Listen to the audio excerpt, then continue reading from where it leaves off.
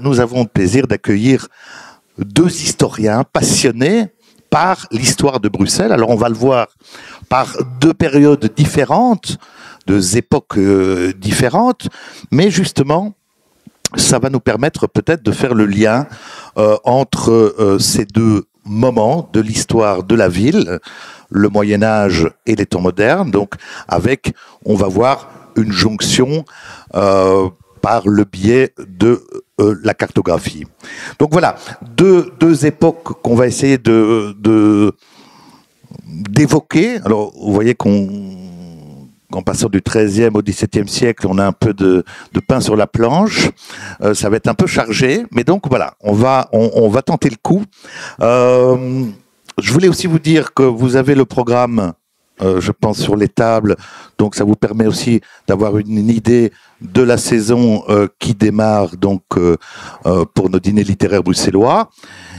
Vous rappelez également que nous avons un nouveau site internet à la Maison de la Francité sur lequel vous pouvez retrouver aussi les anciennes conférences ou les anciens dîners des saisons précédentes. Alors, ce soir, Nathalie Stalzmann, d'abord, merci d'être là. Vous êtes licenciée en histoire et docteur en philosophie et lettres. Vous êtes passionnée notamment par la culture et la langue et la civilisation celtique, notamment l'Irlande et l'Irlande celtique. On va voir que finalement, il y a un rapport avec le premier livre, puisque votre premier roman, Finisterae, déjà dans le titre, c'est le Finistère, donc ça nous rapproche d'une certaine façon de la Bretagne, et en plus c'est un éditeur breton, Terre de Brume.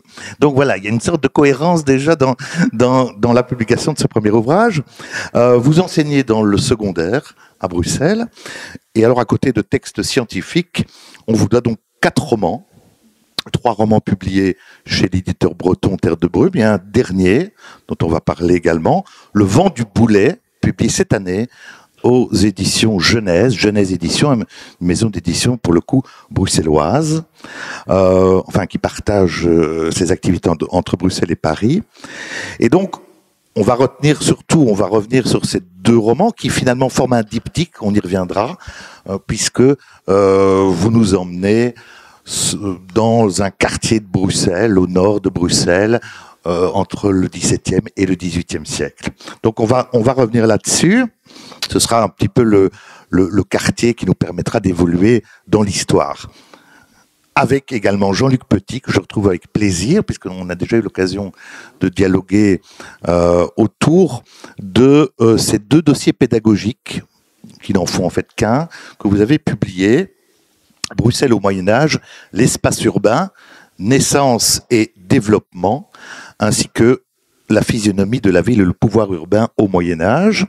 Alors vous êtes licencié en histoire et en études européennes, vous êtes attaché au service éducatif des musées de la ville de Bruxelles et vice-président du conseil des musées de la Fédération Wallonie-Bruxelles. Toujours un défi de le dire d'une traite, mais voilà.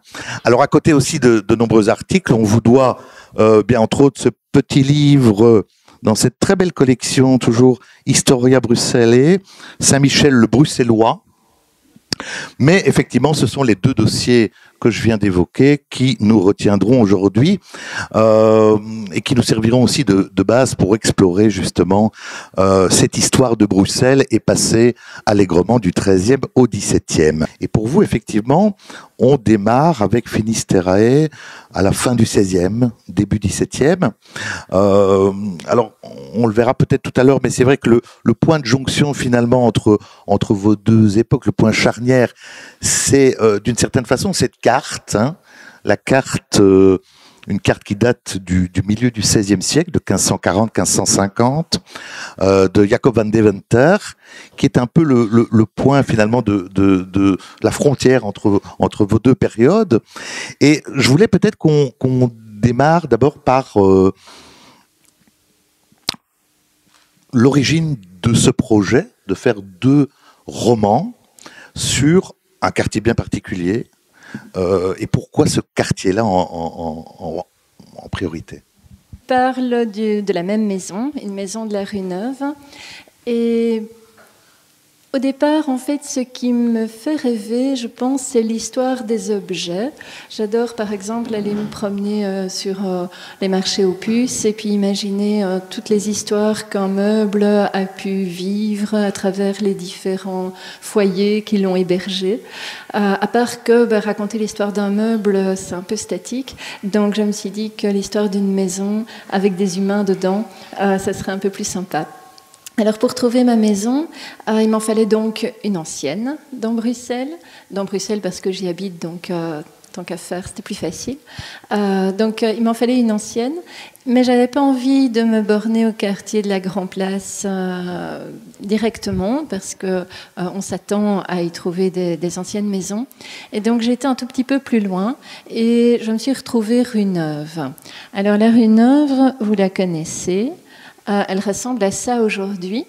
On voit en fait avec la citation que je vous ai mise qu'elle n'a pas toujours ressemblé à ça. Donc la citation en question, je vous la lis parce que pour ceux qui sont dans le fond, ce sera plus simple. Toutes les rues qui aboutissent à l'église du Finistère sont longues, larges et droites, remplies de belles maisons presque uniformes. C'est sans contredit un des plus beaux quartiers de la ville, quoique des moins commerçants. Donc voilà, les choses ont bien changé depuis 1730. C'était donc un quartier où toutes les maisons étaient les mêmes et où voilà, il n'y avait que des habitants et pas du tout de commerce. Alors, justement, la prochaine fois que vous passerez dans la rue Neuve, vous ferez ce que personne ne fait, puisque normalement, rue Neuve, on ne regarde que les rez-de-chaussée et les boutiques, et vous allez lever la tête. Et vous allez vous rendre compte qu'il y a effectivement une très très ancienne maison dans la rue Neuve, puisqu'elle date plus ou moins de 1620, et vous la reconnaîtrez très facilement, parce que c'est la seule maison à pignon. Donc, je vous la montre, elle est là. Donc, bon, le ciel bleu, c'est pas acquis, hein, mais les pignons, c'est la seule. Depuis 3 mois, ça va. Oui, voilà. Voilà, je pense que j'ai répondu à votre question. Oui, mais donc en fait, voilà. Alors, les deux romans donc prennent comme cadre, finalement, la maison est le personnage principal des deux romans. Alors, la question est effectivement, comment passer de travaux scientifiques, historiques, à la fiction? Comment est-ce que c'est venu? Je pense que je l'ai toujours eu en moi, mais que tant que j'étais dans le contexte académique et que je travaillais à l'université, c'était juste pas possible, parce que c'est vraiment des manières de penser qui sont très très différentes. Et donc j'ai dû attendre de ne plus être dans le système académique et d'être dans l'enseignement secondaire pour en fait pouvoir m'ouvrir à plus de créativité et laisser parler mon imaginaire, ce qui finalement est parfois beaucoup plus gai, parce que plutôt que d'écrire une phrase et puis 3/4 de page d'appel de notes pour tout justifier, on peut juste inventer. Alors j'essaye d'inventer le moins possible et de rester le plus proche possible, mais c'est vrai qu'on peut quand même prendre un peu plus de liberté avec un roman. Et donc à partir du moment où j'avais sélectionné ma maison, je suis allée aux archives de la ville de Bruxelles et j'ai essayé de retrouver un maximum d'informations sur cette maison et notamment les noms de ses habitants. Et donc, pour le XVIIe siècle, c'est un petit peu moins le cas, mais pour le deuxième volume qui se passe au XVIIIe, tous les noms des personnages que je cite sont tous réels, à part un seul. Donc, ça va loin, parce que si j'ai besoin d'un perruquier, par exemple, donc un fabricant de perruques, tant qu'à faire, je vais en trouver un qui existait vraiment et je vais aller chercher vraiment le nom d'un perruquier de cette époque-là à Bruxelles. Donc, j'essaie vraiment de fignoler et d'aller... voilà, juste parce que ça m'amuse, en fait. Je trouve ça gai de donner un petit cachet d'immortalité à des gens ordinaires qui ne savaient pas qu'un jour leur nom apparaîtrait dans un roman. Et donc, même s'il n'y a que moi que ça fait rire, j'aime bien. Mais je voudrais qu'on fasse, avec Jean-Luc Petit, un petit retour en arrière. Et qu'on remonte peut-être jusqu'au XIIe, XIIIe siècle dans ce quartier, enfin en tout cas juste avant la première enceinte de Bruxelles. Et on pourrait même peut-être un petit peu aller plus loin vers la zone portuaire de Bruxelles, qui est un des premiers centres finalement actifs à Bruxelles. Quel type de bâtiment, par exemple, au XIIe, trouve-t-on du côté, je vais dire, des Halles Saint-Géry, du début de la rue de Laken, peut-être, etc. Donc, d'abord, peut-être pour répondre à votre première question sur le quartier, au XIIIe siècle, c'est encore des terres humides. On est là sur la rive droite de la Seine, donc c'est pas encore urbanisé. Hein. C'est vraiment le quartier Warmoesbroek, le quartier aux herbes potagères. Donc, voilà, il y a des prairies, il y a des pâtures, il y a des légumes qui sont cultivés. Ça ne fait pas partie en fait des premiers quartiers à s'urbaniser. Contrairement au quartier du Port, au quartier Saint-Géry dont vous parlez, qui lui fait partie des premiers noyaux de développement de la ville de Bruxelles. Bruxelles, ça commence par quoi? Par quelques familles de paysans en fait, qui vont avoir une petite ferme ou quelques fermes en fait, qui vont se regrouper dans une sorte de mini hameau. Et ça se passe à la fois là où on a aujourd'hui le quartier Saint-Géry, là où on a aujourd'hui la cathédrale Saint-Michel-les-Gudules, là où on a aujourd'hui la place Royale, et là où on a aujourd'hui la place de la Vieille à l'Aublé. Ça, ce sont les 4 noyaux d'origine qui se mettent en place entre le 8e et le 10e siècle. Mais je vous dis, c'est juste quelques fermes, c'est tout. Et donc, effectivement, les gens s'installent là, dans le bas, c'est dans les terres humides, c'est pour de l'élevage. Et dans le haut, là où il y avait des espaces boisés, c'est défriché. Et là, on va faire de la culture, de céréales. Et ce n'est que plus tard, dans le cours du XIe siècle, en fait, que Bruxelles va passer d'un statut campagnard à un stade préurbain. Et au XIIe siècle, au stade urbain.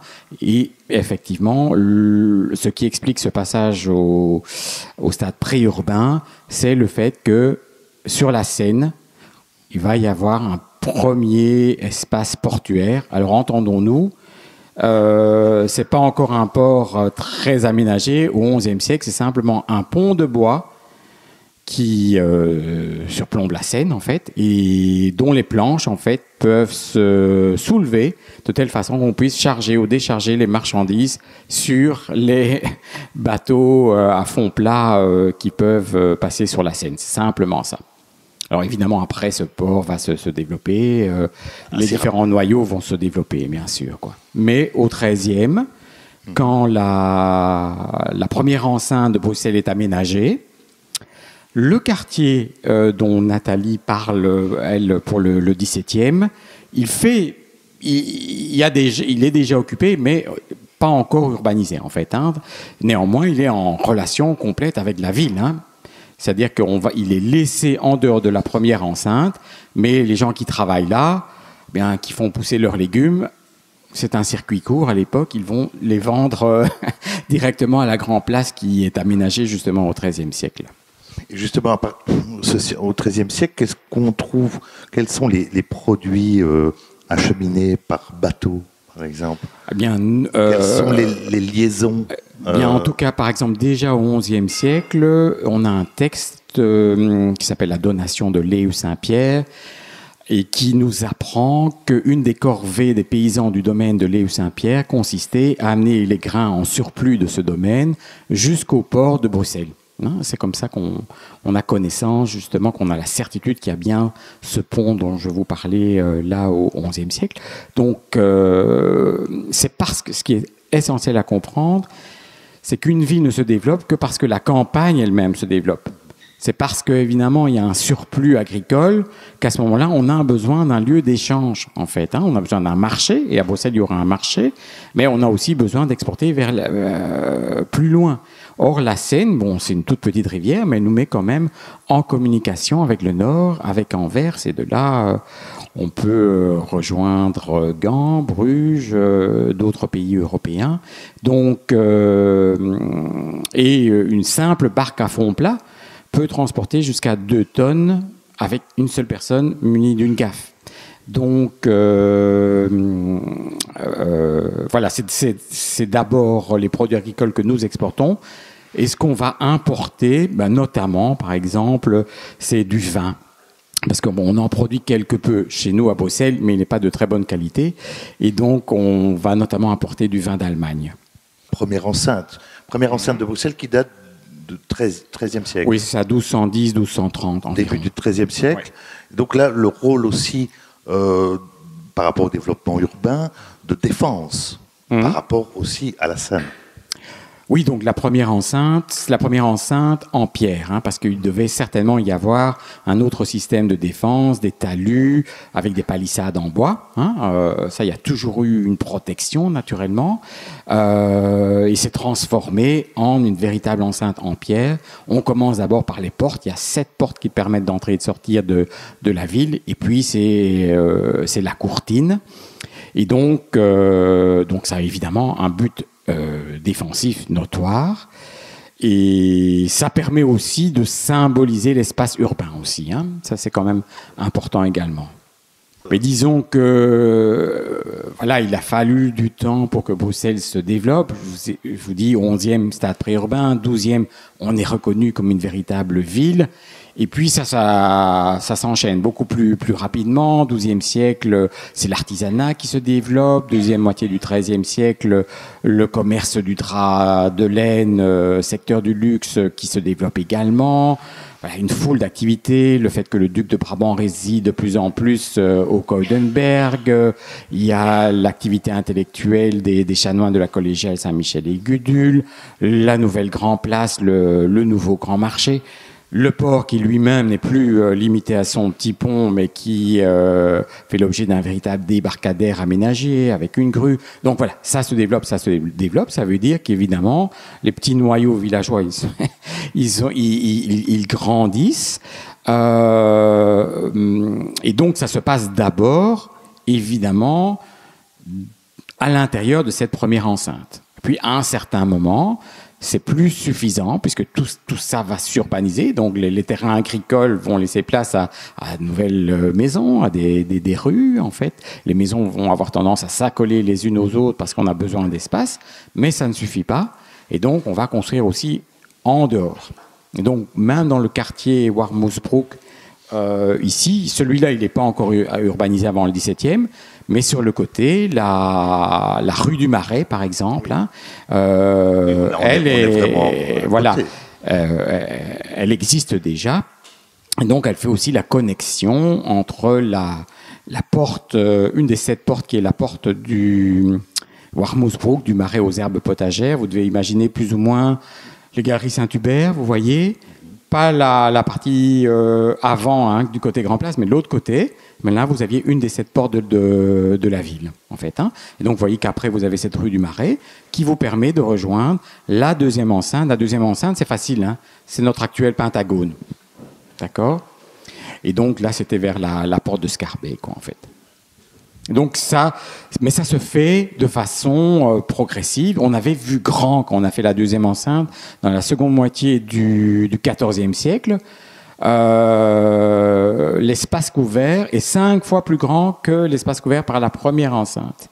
Donc ça veut dire qu'on a vu grand. Hein. On s'est dit Bruxelles va encore continuer à se développer. On intègre des pâtures, des prés, mais aussi tous des espaces qui permettent des activités artisanales comme la blanchisserie, le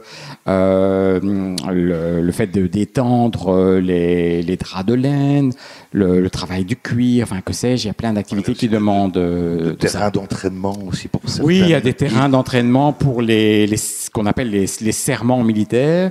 Donc c'est les gardes bourgeois, si vous voulez, qui vont s'exercer selon leur arme, soit à l'arbalète ou à l'arquebuse.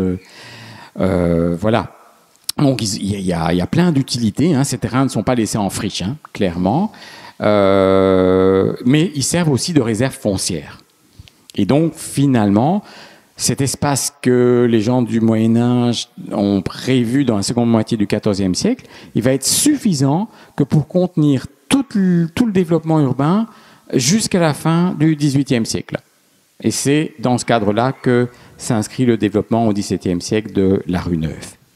Effectivement, c'est là cette réserve foncière, c'est là que vous reprenez d'une certaine façon le flambeau avec le livre Finisterae, puisque ce personnage... alors, il y a beaucoup de personnages dans les romans de Nathalie Stallmans, parce que justement... vous nous faites vivre le quotidien des gens en ville, de la servante à l'aristocrate, en passant par le médecin, le bourgeois, le serrurier dans le vent du boulet. Et donc on vit avec tous ces gens-là, on se rend compte de la vie quotidienne, mais il y a ce Jérôme de Meester, de ce premier livre, qui est d'une certaine façon le promoteur immobilier. Donc oui, aujourd'hui, c'est ce qu'on dirait de lui. Donc Jérôme a existé, et ce que l'on sait, c'est qu'à son époque, donc vers les années 1610-1615, on a un problème de logement à Bruxelles. Donc vous voyez que ce problème que nous connaissons aujourd'hui n'est pas neuf. Alors la raison en est quand même un petit peu différente, c'est qu'à l'époque, il y avait énormément de monastères à l'intérieur des murs, et que ces monastères, chaque fois, avaient leur verger, leur jardin, leur cloître, et donc ça prenait en fait énormément de place qui ne pouvait pas être utilisée pour du logement. Et Jérôme de Meester a cette idée que tout le monde trouve un peu folle, c'est donc de créer un nouveau réseau de rues dans cet espace donc ici. Donc le point rouge sera cette fameuse maison de la rue Neuve que j'ai prise donc comme base. Et donc la future rue Neuve sera ici en dessous de la flèche bleue. Vous avez la rue du Marais dont Jean-Luc vous parlait, avec donc les deux enceintes que l'on voit ici, et puis la deuxième enceinte du XIVe siècle un petit peu plus loin. Et tout autour de ce point rouge, eh bien, ce sont des champs. Il n'y a pas grand-chose à cette époque-là. Et si tout le monde trouve que l'idée de Jérôme est un petit peu bizarre, c'est que on a la Seine, qui aujourd'hui est voûté, mais qui à l'époque passait là. Et on a un quartier, s'il s'appelle le quartier du Marais, c'est pas pour rien, qui est donc très très marécageux, qui est en pente. Depuis la rue du Marais vers la Seine, ça descend. C'est marécageux, ça sent pas très bon parce que la Seine, elle déborde. On a d'ailleurs la tuerie des cochons qui se trouve juste ici. Donc on se dit, mais attends mon vieux, qu'est-ce que tu nous racontes là? Il y a personne de chic qui va avoir envie d'acheter des parcelles dans cet endroit-là. Tout le monde a envie de vivre dans ce que l'on appelle le haut de la ville, côté Port-Louis, Port de Namur, et pas dans le bas de la ville. Et lui dit, OK, je relève le défi, je rachète toutes les parcelles et je les mets en vente. Et simplement, mes acheteurs devront s'engager à avoir construit dans les 8 ans. Et ça marche très très bien, tellement bien qu'en fait il est un peu dépassé par ses attentes. Ça on le sait aussi au niveau des archives, qu'il finira en fait ruiné parce qu'il n'a pas vendu ses parcelles assez chères et que les taxes qu'il espérait avoir et qu'il devait avoir ne lui sont pas payées assez régulièrement, et voilà. Et donc ça c'est le début en fait de son projet immobilier et de la construction donc de ma fameuse maison qui est la seule survivante en fait.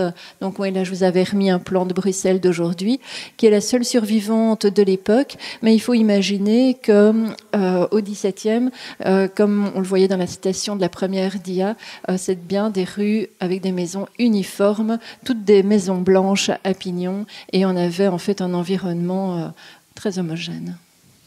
Alors, justement, par rapport à l'organisation des rues, Jean-Luc Petit, vous insistez aussi sur le fait que très tôt, dès la fin du XIVe siècle, il y a une volonté du pouvoir communal justement de gérer l'espace urbain et de commencer à tracer des rues plutôt rectilignes. On pense notamment à la rue de Laken qui date de ce moment-là. Et donc ici, effectivement, il y a aussi cette volonté de créer une artère rectiligne. Oui, c'est quand même intéressant parce qu'effectivement, on a toujours cette idée que le côté droit, rectiligne, c'est les temps modernes et c'est pas le Moyen-Âge. Hein, parce qu'on se dit, et c'est vrai, le début du Moyen-Âge, c'est un développement un peu anarchique, on dit organique en fait. Et puis finalement, ça se structure en fonction du terrain, des parcelles disponibles. Il n'y a pas de plan d'aménagement. Hein, mais ça, c'est pour le Moyen-Âge, c'est une période très longue. Donc chez nous, à Bruxelles, effectivement, c'est le cas jusqu'au XIIIe siècle. Mais on voit déjà qu'au XIVe siècle, il y a des rues droites, hein, des Rechtstraten, qui apparaissent, comme dans le quartier, dans ce quartier ici, la rue des Sables. Vous avez le musée de la bande dessinée, par exemple, hein, ou la rue de Laken, dont on voit très bien, la rue de Laken, c'est intéressant, parce qu'elle relie la porte noire de la première enceinte, derrière la tour Philips, enfin ex-tour Philips, donc voilà, jusqu'à la seconde enceinte, la nouvelle porte de Laken. Et donc, clairement, aujourd'hui elle est droite, mais elle était déjà droite au Moyen-Âge. Et quand on voit le plan que vous montriez tout à l'heure de Van Deventer, ce qui est intéressant aussi, c'est que on voit du côté de la rue Haute, qui est un quartier en plein développement, surtout un quartier ouvrier, eh bien, on peut voir qu'il y a des rues qui sont aménagées. Il n'y a pas encore les habitations, en fait. Hein. Donc, elles ne sont pas tout à fait droites, mais on voit qu'il y a un plan, évidemment, quoi, en fait. Hein. Donc, il ne faut pas penser que le Moyen-Âge, c'est uniquement organique, sans structure, et la structure, elle vient après, à l'époque 16e, 17e. Non, c'est plus complexe que ça, quoi. Mais il n'y a pas encore de grand plan, ça c'est clair, comme ici pour la rue Neuve. Ça, il faut effectivement attendre chez nous à Bruxelles le XVIIe siècle pour avoir un plan de quartier. Ça, c'est clair. Donc, ce qui est super gai, effectivement, quand on écrit un roman historique, c'est que la trame, on la reçoit de l'histoire, et après, l'imagination, elle intervient pour les liens que l'on va créer entre les personnages, et bien sûr aussi au niveau du caractère des personnages. Là, on n'a pas d'informations évidemment dans les archives par rapport à leur goût, à leurs croyances, à leur caractère. Et donc, je ne sais pas, je peux peut-être parler un petit peu du pitch du dernier livre. Donc là, on est au XVIIIe siècle et ça démarre en fait vers les années 1760. On avait en fait à Bruxelles des accoucheuses, puisque la condition de la femme à travers le temps n'a pas toujours été glorieuse. On a beaucoup de chance en tant que femme de vivre au XXIe siècle en Europe occidentale. Et donc, effectivement, comme disait Jean-Luc, si elle voulait être libre, c'était un peu compliqué. Et au niveau des bébés aussi, c'était compliqué. Et donc, beaucoup de femmes venaient accoucher en secret à Bruxelles. Et il y avait donc des accoucheuses qui géraient en fait ces bébés. Et vers 1760, donc à Bruxelles, il y a eu tout un trafic qui a été dévoilé où un certain nombre d'accoucheuses allaient vendre ces bébés à Paris. Et cela avec l'accord en fait de l'administration bruxelloise qui validait leur passeport parce que quelque part, comme il manquait de moyens pour s'occuper de ces enfants, il se disait que c'était encore le moindre mal de fonctionner comme ça. Et bref, sur cette base, je prends l'histoire d'un de ces bébés qui est devenu grand et à qui son papa dit que sa maman biologique, lui, il a été adopté finalement par une famille de Lille, il s'en est bien sorti. Sa maman biologique vit dans ma fameuse maison de la rue Neuve et il se fait que, selon les archives, il y a 3 femmes qui sont en âge d'avoir pu être sa maman.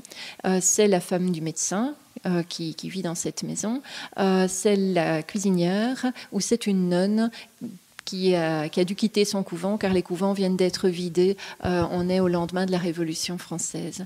Et donc, voilà, ça répond à la question de l'imagination.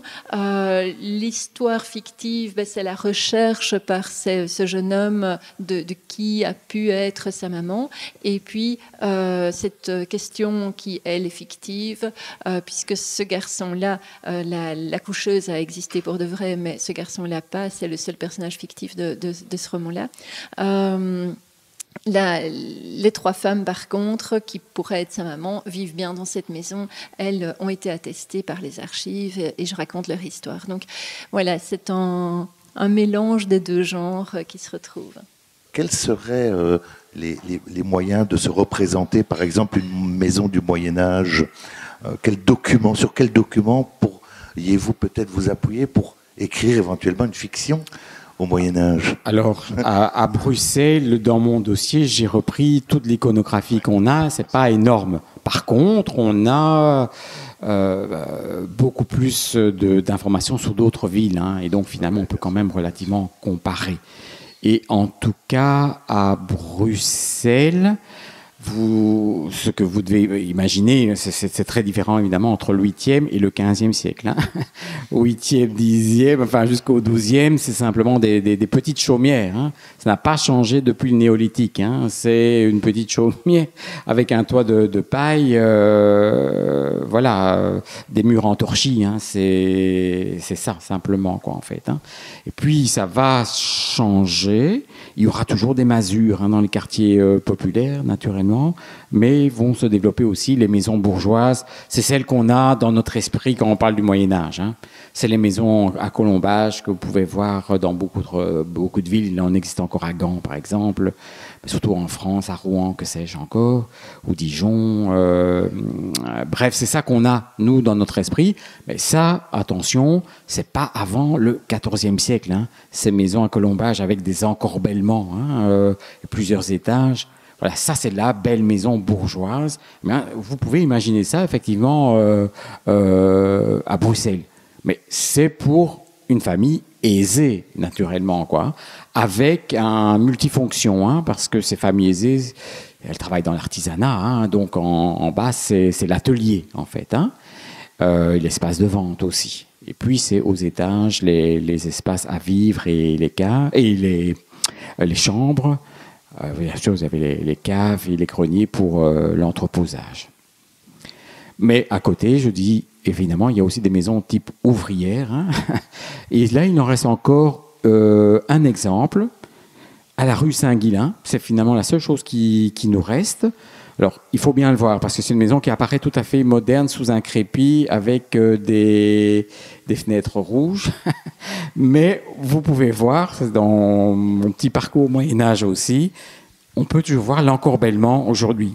Et vous allez voir, c'est tout petit. Enfin, maintenant, c'est une seule et même maison, mais qui remplace deux petites maisons avec un étage. Hein. C'était des lotissements par des riches propriétaires terriens, en fait, qui louaient ça aux ouvriers du quartier de la rue Haute. Donc, c'est assez diversifié.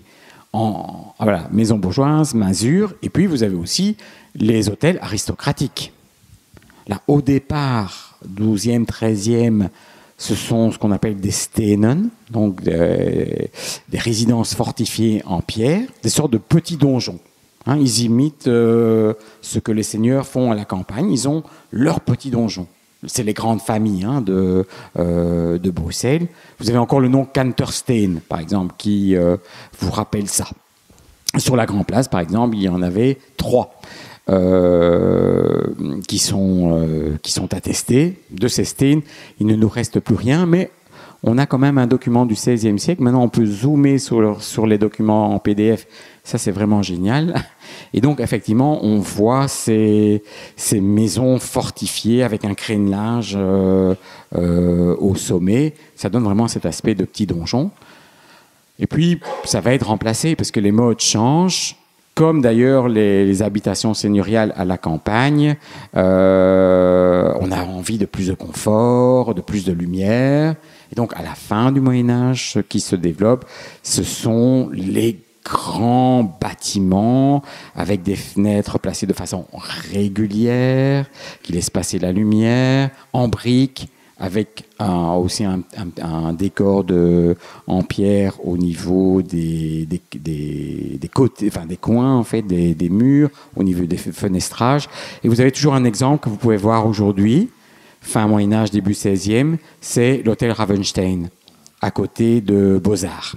Ça vous donne une idée, mais il y en avait évidemment beaucoup plus dans ce quartier qui était le quartier de la Cour. Donc finalement, c'est assez diversifié. Et pour l'intérieur, ça évidemment, c'est très riche. Ça peut être très riche avec pas mal de décorations, des tapisseries, des lambris. Tout ça, c'est possible dans les beaux intérieurs.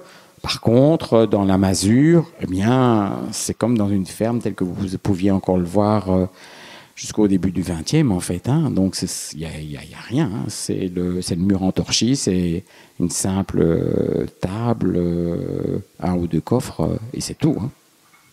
Alors, effectivement, c'est la maison qui vous sert de point d'ancrage. Elle est divisée en deux dans le deuxième. Ou dès le début, dans Finistère. Oui, en fait, elle est très haute et donc elle était habitée par 2 familles dès le début. Donc c'était la coutume au début du XVIIe dans ces quartiers-là de diviser la maison en ayant un toit qui n'était pas trop pentu, parce que si on avait dû mettre ce toit à pignon que sur la moitié de la maison, ça n'aurait pas été génial au niveau de l'écoulement de l'eau. Et donc, on imagine que c'est une des raisons pour lesquelles il fonctionnait comme ça. Oui. Et donc, jusqu'au vent du Boulet, donc jusqu'au 18e, deux familles vont également... En fait, jusqu'en 1970. Et c'est à ce moment-là que c'est une famille... Enfin, depuis 1970, c'est la même famille qui possède l'entièreté de la maison. Mais jusque-là, elle était divisée en 2. Alors, avec des commerces différents, etc. Oui. Est-ce qu'on peut imaginer un 3e tome et de cette maison au 19e, alors peut-être Oui, peut-être. Je ne sais pas. Parce que là, je suppose que les documents sont encore beaucoup plus... Oui. Donc c'est peut-être là le problème. Il y a peut-être trop d'informations ou trop de documents pour laisser peut-être la place à... Il y a beaucoup de choses. Et alors, si je veux rester en fait cohérente par rapport à mon projet et conserver les mêmes personnages, en fait, cette maison n'arrête pas de changer de propriétaire. Enfin, ou en tout cas changer de locataire, puisque c'est ça qui m'intéresse, ce sont les gens qui vivent dans la maison. Donc quand bien même c'est un propriétaire qui n'y vit pas, qui est le même pendant un siècle, ça ne m'intéresse pas tellement. Or les locataires n'arrêtent pas de changer, et donc du coup c'est un petit peu compliqué de créer un fil conducteur sans qu'il n'y ait trop de personnages.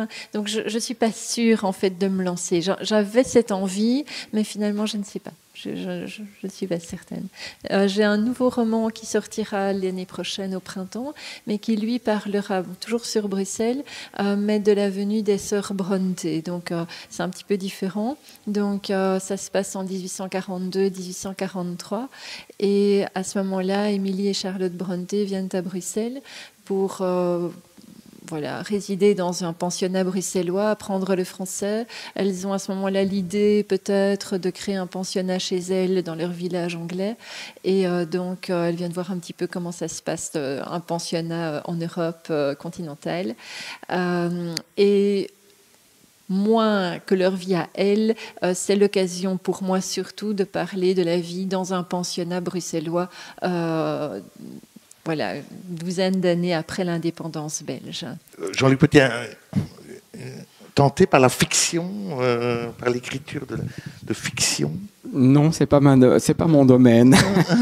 Non, moi, ce que j'aime, c'est justement bien essayer de faire passer une information qui est compliquée, de la rendre la plus accessible possible. En fait, ce que j'ai essayé dans mon dossier du Moyen-Âge, sur Bruxelles au Moyen-Âge, c'est de connaître, de répertorier toutes les nouvelles avancées historiques. Il y a beaucoup de gens qui travaillent, notamment dans les universités en Flandre, sur l'histoire de Bruxelles, et malheureusement, c'est pas assez répercuté au grand public. Et ça, c'est mon objectif, c'est effectivement de synthétiser, de rendre accessible cette information qui, pour moi, ne doit pas rester uniquement dans le cadre universitaire, mais qui doit être propagée à tous ceux qui aiment leur ville. Alors justement, parmi les quelques vestiges de ce Bruxelles du Moyen-Âge, lequel, pour vous, est le plus symptomatique, peut-être, ou celui qui vous touche le plus ? Bien, pour moi, c'est quand même l'hôtel de ville, malgré tout. Parce que... Malgré le carnet de voyage. Oui. Au contraire. Parce qu'effectivement, j'ai dit que la période romantique était passée par là. Mais aussi parce que, travaillant au musée de la ville de Bruxelles, devant rejoindre ce musée en passant par la petite rue qui longe la maison du roi et avoir cette tour de l'hôtel de ville devant soi, c'est le matin. Moi, je trouve ça génial, en fait. On a vraiment replongé dans cette atmosphère du Bruxelles ancien. Alors, bien sûr, le bâtiment ne correspond pas tout à fait à celui du Moyen-Âge. Toutes les statues que vous voyez, ça, c'est du pur néo-gothique.